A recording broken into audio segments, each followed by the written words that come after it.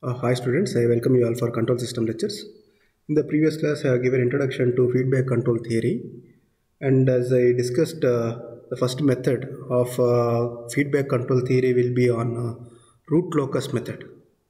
As we saw how to plot the root locus based on the poles, and now we'll be seeing the control design. How can we do the control design by using the root locus method? So they will be given you a open loop transfer function, and they will give some conditions to you like specifications. Those are requirements where you have to satisfy those requirements and design a controller. For example, they'll ask you to design some controller with certain overshoot. It is actually based on the time domain specifications. So you know what are time domain specifications? Overshoot, settling time, rise time, peak overshoot, right? Overshoot, peak overshoot, settling time, right? This is settling steady state error, steady state error, steady state error. Settling time is plus or minus, usually plus or minus 2 to 5% of the final value. So time ts, settling time, and rise time tr, right? Overshoot, this is overshoot, peak overshoot. So what they'll ask is they will give g of s to you, a certain transfer function, anything of an order, and they'll ask you to design a controller such that they may give a peak overshoot of certain percentage, say 20% peak overshoot, right? And they'll ask you to design a controller for settling time ts. They'll ask you, they'll give some 10 seconds or 15 seconds, whatever. These are the requirements actually. You have to design a controller such that the output should have that 20% overshoot and it should settle within 10 seconds. Like that, it should have settling time so and so, and frequency. They may ask you to get the controller for certain frequency, natural frequency they may give. So in that sense, we have to design a controller. So before going to a controller, I'll just touch up with the open loop pole location based on how that error of closed loop system will be based on the pole location in S-plane. Right? If you have S-plane, this is imaginary axis and this is real axis. And if you have pole on real axis somewhere here, actually this I discussed in time domain analysis itself. If you have a pole on certain location on S-plane, how the output will behave. You may get response this way over decaying and it will go to 0, right? If you can consider this as an error, okay, error will come to 0, that means it reaches steady state. Okay, it will be having certain transient state and it will reach a steady state. So this transient will be dependent on location of the pole, and if the transient is having any oscillations, that means the pole location will be in complex plane. That means it is having an imaginary pole also. Suppose you have a pole, the behavior more or like it looks like this, and if you have a pole away from the origin, you may get better settling. Right? It will be better than because if you are going towards the origin, the tendency towards going unstable will increase. Right? Similarly, if you have a pole at right hand side of S-plane, it may blow up. It may go to unstable region. Okay. Then if it is away from origin towards the right side, and quickly it will reach unstable state. So it is actually time dependent. If it is nearer to the origin, it will take some time, even if it is going unstable also. Unstability also, it will take certain time. Here, if you are going away from the origin, it will be more unstable, and within a short time it will reach the unstable state. Okay, if you have a pole, certain pole on here, say imaginary axis, this will behave like decaying oscillations. Like this, it may come down, and at one time the oscillations will come down. Okay, if you have a pole near to towards the origin, if you are going towards the origin or on the origin itself, I mean on the origin plane, as an imaginary axis. If you have pole, certain pole here, then it will be having continuous oscillations, and based on the distance from the origin also it will be dependent. So suppose if you are going away from the origin in the imaginary axis, say you have pole here, it will be, oscillations will be very high. Okay, oscillations will be very high. Similarly, if you have any pole on right half of S-plane with an imaginary pole, then you will be having oscillations, increasing oscillations actually, right? It is unstable state. So usually it looks this way if you have a pole. Now what we need to do is, as a control design, we have, suppose you have a pole, certain poles, 2 poles here, and so for example, I'll write down with the example. Say you have a pole, open loop, if you take open loop response, G of S is something like 0.1 divided by S into S plus 2 into S plus 3, something like that, some example, okay, randomly I'm taking. If you have given, if you are given this open loop transfer function, and if you draw the open loop response for that, step response, if you get this kind of response for unit step, okay, for unit step, if you draw an if you are getting this kind of response, then once desired specifications is given, suppose desired specifications as a peak overshoot, 20% peak overshoot, and settling time TS they give as 10 seconds, whether we need to initially check with the open loop response whether this steady state, settling time is met or not, this overshoot, peak overshoot is meeting or not with the open loop response itself. If it is not there, then what we need to do is we need to change the pole location such that, see, we have the flexibility to change the poles. Not in a plant, we will be having a controller. Say the controller can be a simple gain. Okay, if you have a gain K and G of S is the given transfer function, you can take the feedback of it. Okay, then for this output, C of S, R of S, and this output is expected to have certain overshoot of, say, it will be having certain overshoot of 20%, and the settling time should be 10 seconds. Okay, this overshoot should be 20%, and the settling time should be within 10 seconds. Okay, now to obtain from this response to this response, what we need to do is we need to manipulate this K value, right? You need to manipulate this K value. If it is actually given as a transfer function, you can have, see, suppose if you are given some controller, PID controller or lag compensator or lead compensator, you will be having a transfer function form. Okay, see, for initial point of view I will take with the K, then when we are going with the compensator, you will be having a transfer function in this place. Then we can see how the system performs if you have a transfer function, simple transfer function. Okay, for this K, if you are varying this K, right, suppose if you draw a root locus for this, you will be having origin pole at -2, you have a pole, and you have a pole at -3. Okay, and there is no 0. Okay, so probably if this pole may go to infinity this way, right? We know that from the root locus, the locus will start from the pole and end at infinity. We know that, right? So this may, from these 2 poles, you will be having take away point, and locus may look this way. Like for example, I am drawing it. Okay, if you are getting this kind of response, now if you are introducing some K value in the loop, right?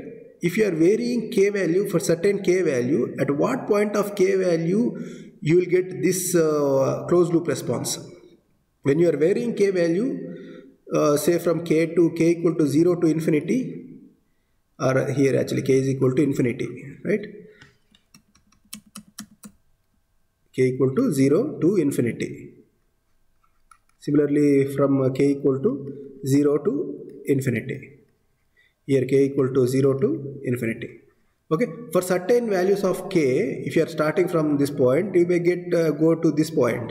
So when you are varying k value, at certain point of k, if you take and substitute that k and rewrite this whole closed loop transfer function, k into gs by 1 plus k into gs, right? C of s by r of s. If you write a transfer function, g of s into k divided by 1 plus g of s into k.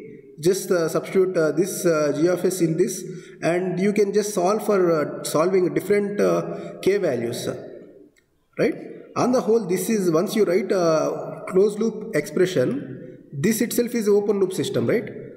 From this closed loop system, we can write, we can reduce the block reduction, and we can represent it in terms of a open loop also. Then when it is an open loop system, this way, if you are giving a step input to that, you should get the response in this way. Okay, so that for what k value you will get this response, that should be chosen from here. So how to choose that particular k is the control design method. Okay, hope this is clear.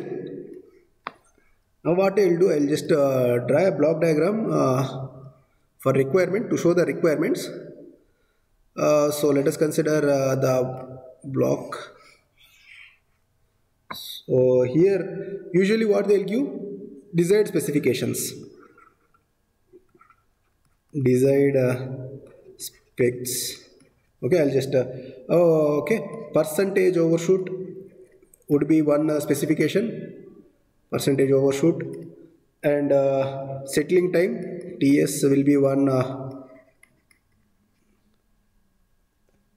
Settling time will be one desired specification, and damping frequency.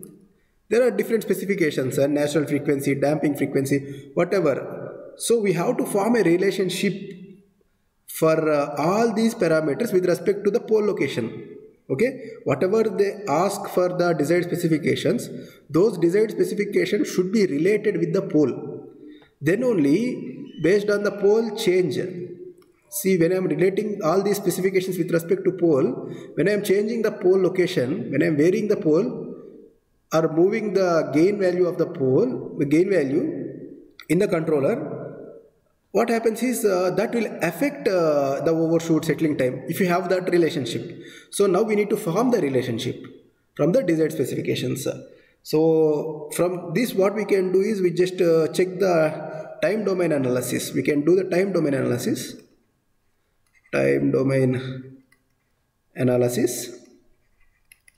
And from time domain analysis we can actually get the relationship, right? Zeta is the damping quotient, omega n natural frequency, right? Peak overshoot, whatever. So from that you can form the relationship between all the desired specifications, zeta, omega n, zeta, okay, on the pole location.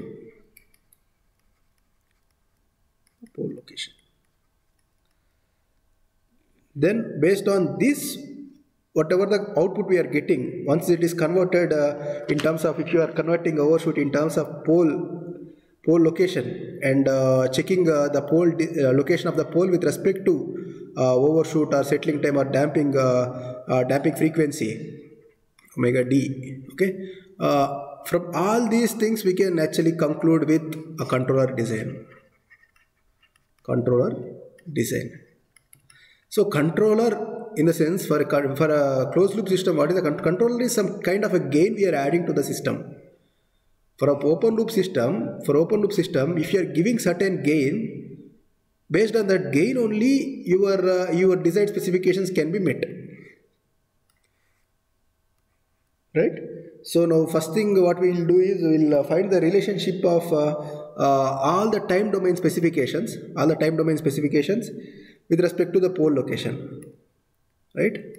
So from the initial point, a relation should be formed, relation between zeta damping ratio, omega n natural frequency, and pole location. Okay, we have to form the relationship in between them. Initially, as initial point, we'll take that. Then we'll go with other desired specifications like overshoot, settling time. One by one, we'll solve it. Okay. So before going to this, we have to just consider an assumptions. Assumptions should be made. So whatever we are actually taking time domain specifications. So if you remember time domain specifications, when we discussed, we are discussing with respect to second order system. If you are given a system with higher order also, we can approximate and make it into second order system, and then we can equate it. We can take the equivalent of it. Usually if you have a complexity in the transfer function, like if you are given with the higher order transfer function like 5th order or 6th order, there are few methods to convert higher order transfer functions to a lower order transfer function. To name the methods, I can tell Skogested's approximation method, and Taylor series. We can use the Taylor series also to approximate a higher order polynomial to the lower order polynomial. And the first assumption to be taken is system should be second order system, right? So then you have to consider system as a stable system. Open loop system should be stable. Okay, root locus method, you have to consider stable system. Okay, so as we mentioned, zeta and omega n to be related with the pole location. What we will do, we have to take the relationship of zeta and omega n, right? Zeta and omega n from the second order equation. If you remember solving the second order equation, k by s square plus 2 zeta omega n plus omega n square, second order expression. The poles, if you solve for the poles, right, characteristic equation will be given as, that means the denominator of the open loop transfer function, second order open loop transfer function, that will be given as s square plus 2 zeta omega n s plus z omega n square, that is equal to 0. This is characteristic equation. So if you solve poles for this expression, so poles will be given as S1, 2 poles, because second order system, right? Second order system, you will get 2 poles. This derivation I already been done in time domain analysis. Just go through the derivation if it is required for clarity. So zeta omega n plus or minus root of zeta square minus 1. So this will be, these are the poles of the second order transfer function. So what you can do is to represent this in terms of real and imaginary parameters. This is actually real, and if you can write this as imaginary, how can I write that in terms of imaginary?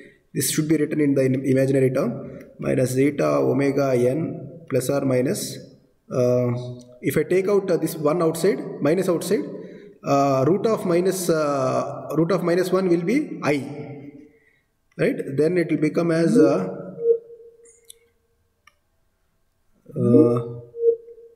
zeta minus 1. Okay,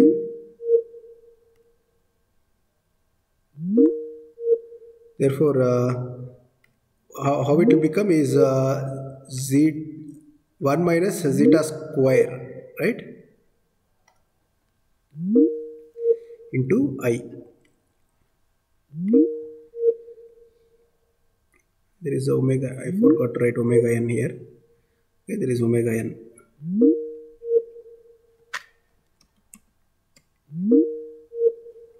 Okay, then if you segregate the real part and imaginary part, this can be taken as a real part. This is, if you remember the damping ratio, expression of damping, this is nothing but damping ratio expression, omega d actually. This is nothing but omega d. Okay, this is real term. Then, if you are varying, suppose from here, how can I write this is that is equal to zeta plus omega d into I, right? So to represent this particular expression in S domain, S plane, how can I write is S plane? It is actually having a distance of omega d in imaginary axis and zeta in real axis. So suppose this is real axis, this is imaginary axis, and the distance of pole, this is nothing but actually pole, right? These are poles, plus or minus, okay? Two poles. Minus zeta, that means it is on left half of S plane, right? Plus or minus d will be in the imaginary part, okay? I'll just take plus itself. It is just a reciprocal if you take minus, okay? So this will be real part, real till here, okay? And imaginary is omega d, omega d, okay? So if you draw a perpendicular from omega d and zeta, since this is a complex pole, if you are taking plus, okay, minus will be just a mirror image of it, just a mirror image. I'll take only plus here, okay? Then this will be the location of the pole, this will be the location of the pole, and that pole is having a distance of zeta for real axis and omega d for the imaginary axis. So if you consider the distance from the real axis, this distance from the real axis, it will be omega d, right? Distance from the origin in perpendicular, it will be omega d, and if it is a real axis, it will be zeta. So that is how I can represent zeta and omega d, right? So if you draw a line from origin, if you draw a line from the origin, it will make angle theta, which makes the angle theta. So to find this location with respect to the angle, let us consider tan theta. Tan is opposite by adjacent. You know what is opposite? Opposite by opposite is omega d, right? Omega d, and adjacent will be zeta, adjacent, right? Here this part. This distance and this distance are same, right? Distance of zeta from origin, that is zeta, and with respect to imaginary axis it is omega d. So tan theta is equal to omega d by theta. Therefore from here what you can do, we know what is omega d, omega n root of 1 minus zeta square, okay? Just substitute that, and what is eta is minus zeta omega n root of 1 minus zeta square divided by zeta into omega n. So omega n and omega n will get cancelled out. So tan theta will be root of 1 minus zeta square divided by zeta. So what is theta now? Theta will be tan inverse of root of 1 minus zeta square divided by zeta. So theta is nothing but tan inverse of 1 minus zeta square by zeta. So that is what the angle you will get it here. Suppose if they give a certain angle, say this angle, they'll ask you damping ratio. Okay, if they are giving, see, now what we did is damping ratio in terms of the angle we got, okay. They may give a certain specification like damping ratio should be 45 degrees, okay. Damping ratio or they'll give in terms of damping ratio itself. Damping ratio is, suppose if they give a zeta as 0.7, if they ask you to get damping ratio of 0.7, what you need to do is you need to substitute zeta value 0.7 in this, okay. Just substitute that, solve for the theta. you substitute zeta,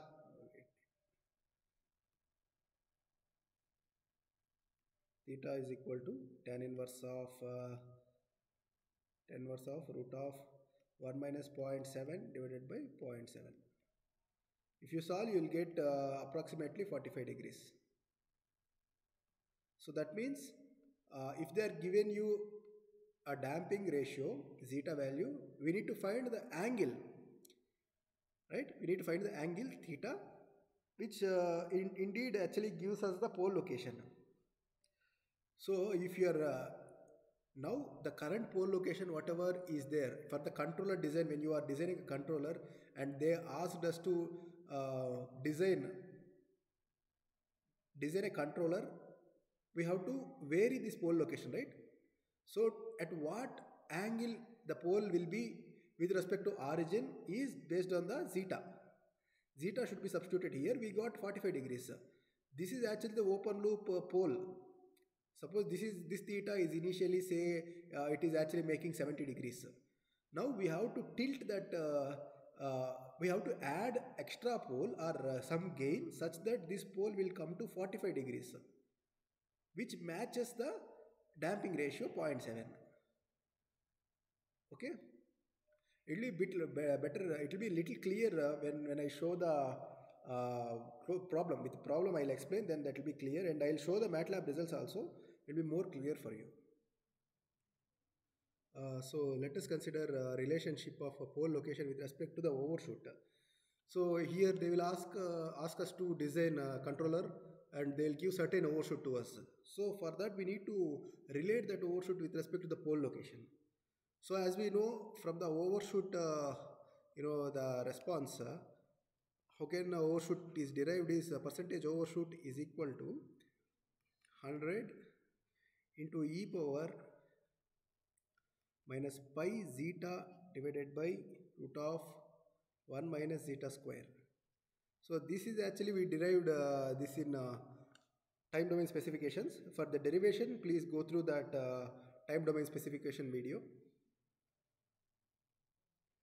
And now what we need to do is we need to represent the whole expression in terms of a zeta. If you rewrite this expression in terms of zeta with respect to the percentage overshoot, PO, how can we write it is, you can write zeta is equal to, just rewrite it analytically. If you rewrite it in terms of zeta, that is ln natural logarithm of PO divided by 100 to root of pi square plus natural logarithm of percentage overshoot divided by 100 square. Okay, so now this is the expression for zeta. Now what we know from the previous expression, that is theta is equal to tan inverse of 1 minus zeta square by zeta. Theta we know, right? So based on the obtained zeta, the zeta is obtained, right? From the zeta, if you substitute this zeta in this one, how it will become is, how can we rewrite it, is based on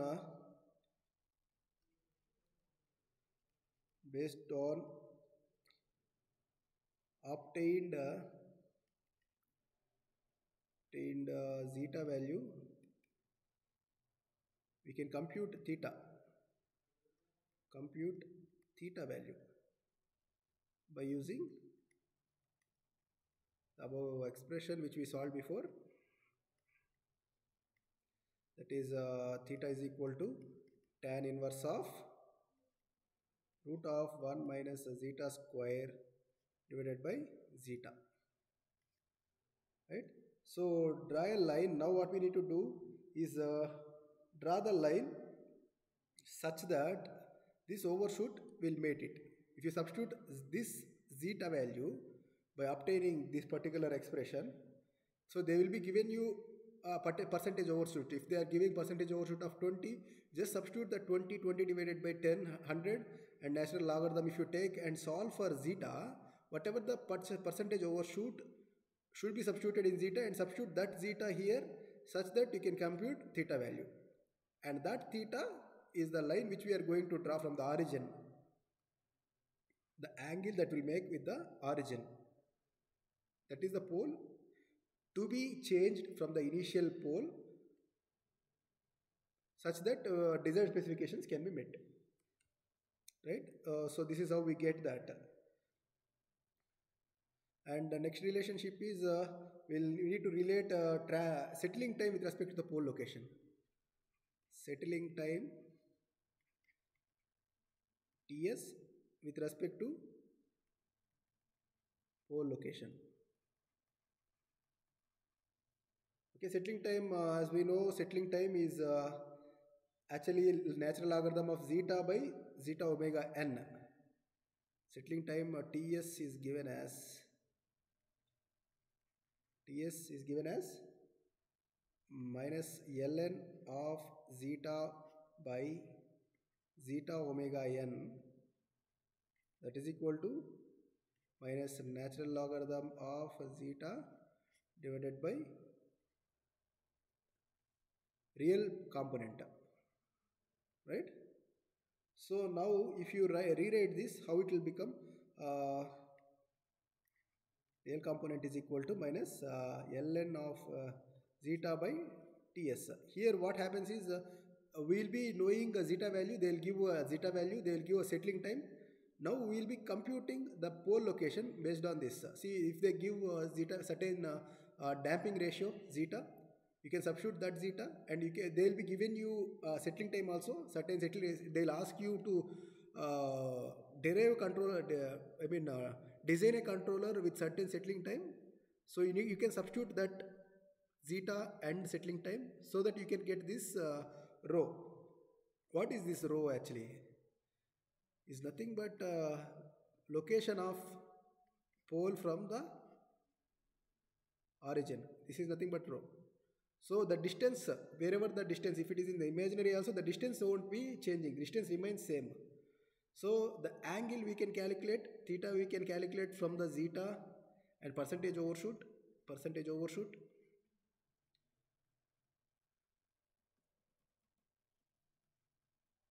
And we can compute the pole location anywhere with respect to the obtained parameters, zeta or overshoot, with respect to the given problem. Okay, so desired settling time will be given, and by substituting that in that above expression, we can compute settling time, which was a distance in the y-axis actually, right? In the y-axis, distance from in the y-axis. From this y-axis, that is the distance. Now natural frequency, will relate natural frequency with respect to the pole, and there is a natural frequency and damping frequency also. We'll just relate those two, then we'll go with some example problem. Now need to get the relationship.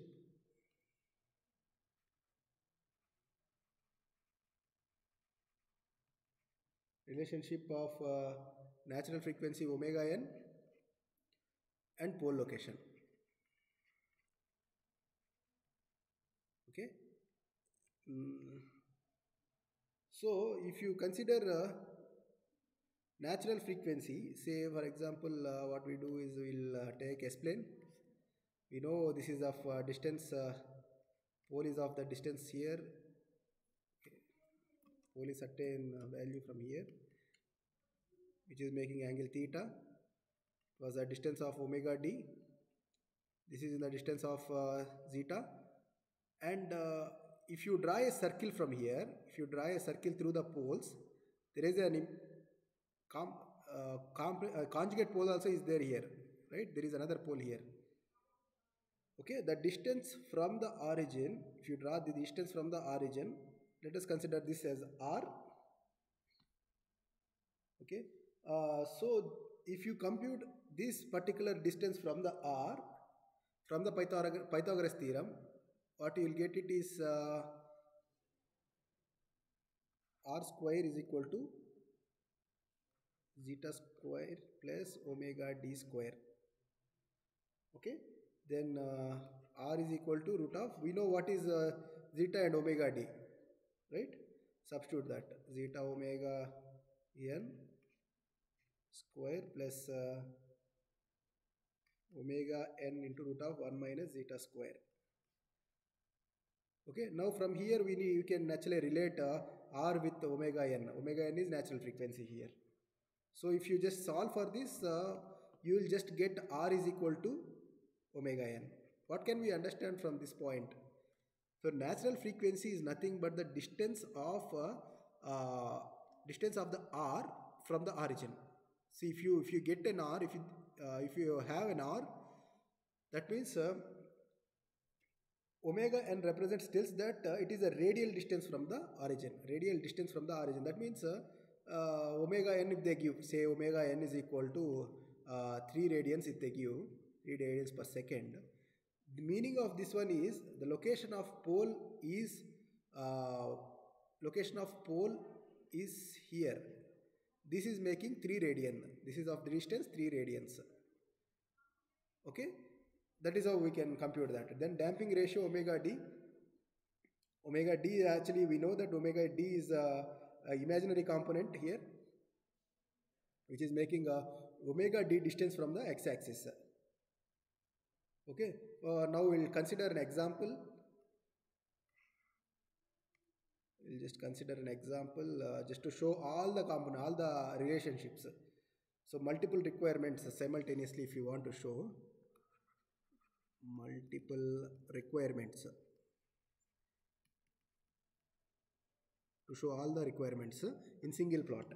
So if they ask you to show percentage overshoot of 20%, right, settling time TS, if they give less than 10 seconds, okay, so closed loop system should settle within 10 seconds with a steady state error of 10%. If the steady state error they ask ESS, steady state error is 10%, then they may ask you oscillations of frequency should be oscillations, it is damping ratio, oscillations of frequency is less than 0.1.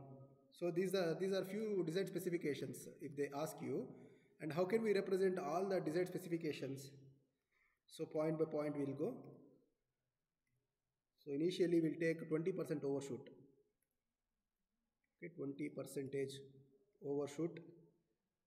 So zeta is equal to, from overshoot relationship, what we got is zeta is equal to minus ln of 20 divided by 100 to root of pi square plus ln into 1 minus zeta square, that is 20 ln actually, yeah, ln to 20 by 100.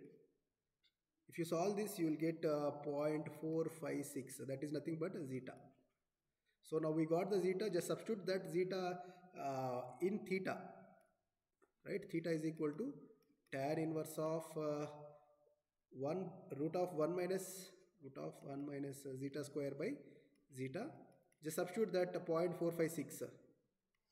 Substitute 0.456. What you will get is tan inverse of root of 1 minus 0.456 square divided by 0.456. That is equal to 62.9 degrees. Okay. So if you write this theta, if you represent this theta in S-plane, this theta, so certain pole we don't know where it is actually making 62.9 degrees. So as we are taking complex conjugate, you have to consider the other pole also. Now this means that the pole location overshoot, if you select any pole in between this region will give you this 20% overshoot. So the eliminated part should be this one. This region will be eliminated. You have to choose pole anywhere here such that you will get this requirement satisfied. 20% overshoot will be satisfied, right? So the next point is settling time, right? Settling time TS should be less than 10 seconds. It was given 10 seconds. Okay. So from settling time, expression of settling time, rho equal to minus ln natural logarithm of zeta by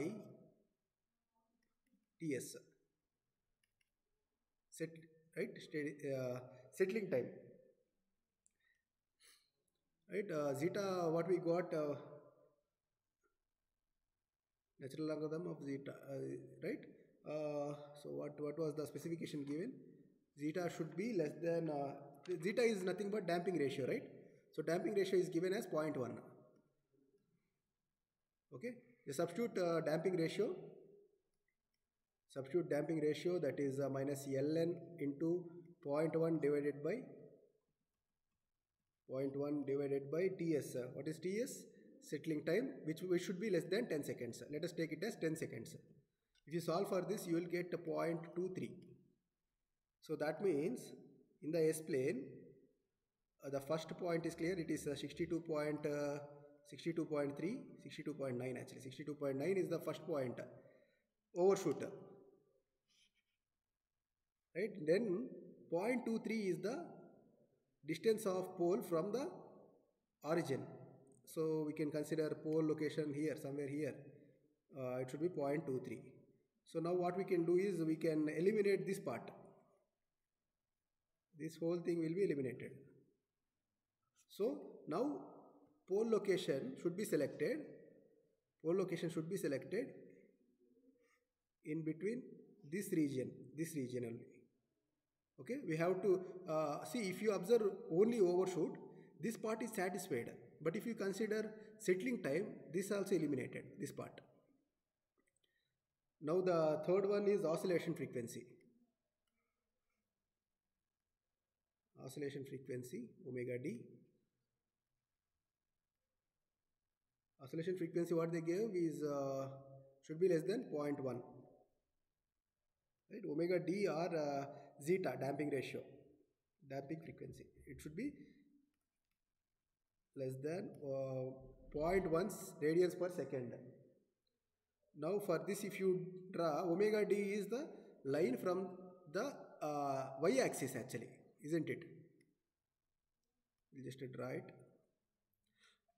So I'll draw all the three in a single plot. See, this is actually, when you draw for overshoot, what we got is this one, which is giving 62.9.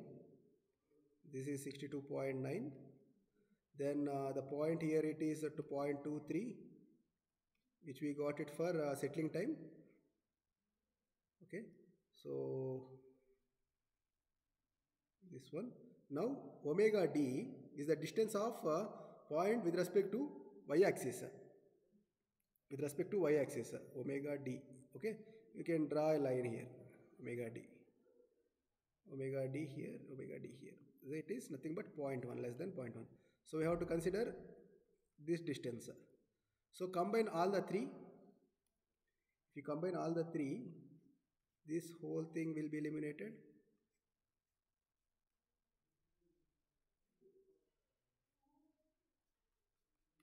Right? So now we have to select the pole in this particular region only.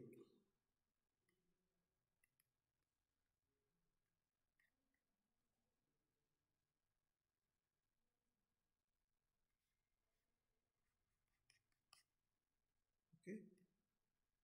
So to satisfy all the conditions, the pole should be in this region, where all the desired specifications are satisfied.